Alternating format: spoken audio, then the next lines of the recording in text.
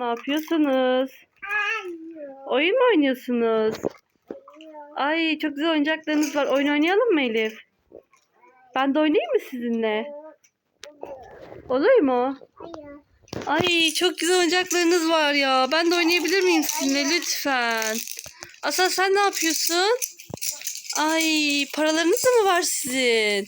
Ay paralarınız da çok güzelmiş ya. Bu benim mi olsun? Tamam benim olsun. Bu da mı benim olsun? Teşekkür ederim. Bu oyuncak da benim olsun. Al size para vereyim o zaman ben. Buyurun. Tamam teşekkür ederim. Tamam bu paralar benim mi olsun? Oh bir sürü param oldu ya Elif. Paralarını aldım Elif. Tamam ben oynayayım onunla. Tamam bunlar benim olsun çantama koyayım. Ver. Geri mi aldın? Tamam bunları da çantama koyayım.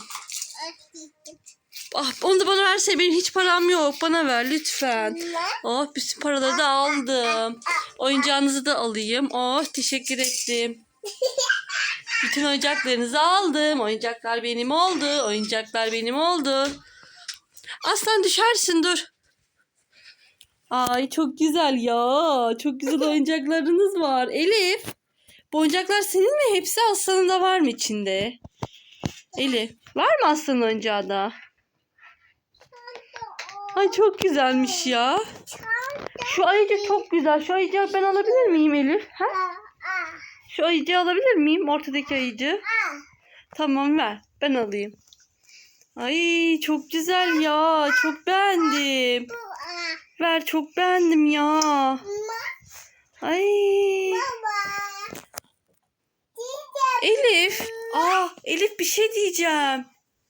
Bir ses mi var? Sanki bir ses var.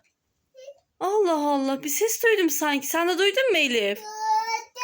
Aslan sen de duydun mu sesi? O ne bakayım Aslan? Bana ver oğlum onu. Bir ses duydum. Siz de duydunuz mu? Gelin bir içeriye bakalım. İçeriden bir ses geliyor. Bebek de mi duymuş sesi?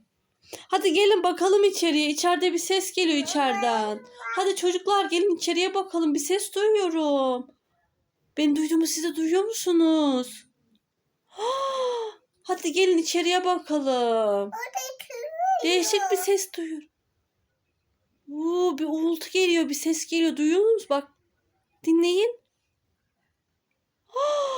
Hadi gelin çocuklar, inin aşağı hadi bakalım. Hadi bakalım mı çocuklar? Hadi inin aşağı. Tamam bakalım haydi.